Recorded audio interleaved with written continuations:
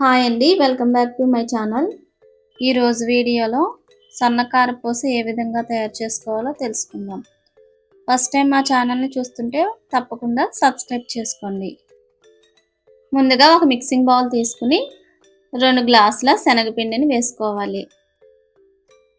మనం వాడించుకున్న శనగపిండి అయితే టేస్ట్ అయితే చాలా బాగుంటుందండి. అలాగే 1/2 గ్లాసు వరిపిండిని వేసుకోండి. వరిపిండి మెత్తగా ఉండాలి. మీ టేస్ట్కి తగ్గట్టు సాల్ట్ వేసుకోండి.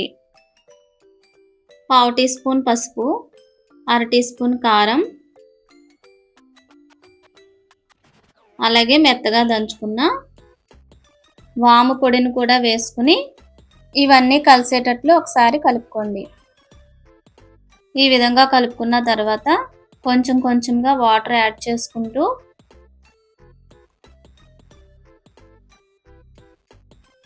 ఈ విధంగా కలుపుకోవాలి.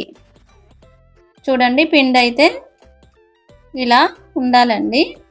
స్టవ్ మీద బాండి పెట్టుకుని డీప్ ఫ్రైకి సరిపడా ఆయిల్ వేసుకోవాలి.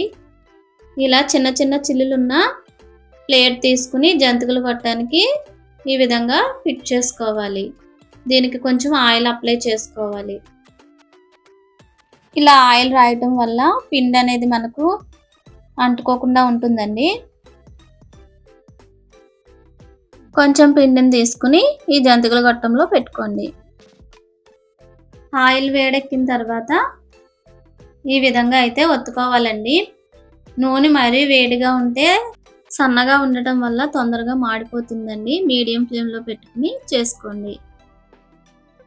ఇప్పుడు రెండో వైపు కూడా తిప్పుకొని ఈ విధంగా వేగిన తర్వాత ఒక ప్లేట్లోకి తీసుకోవాలి.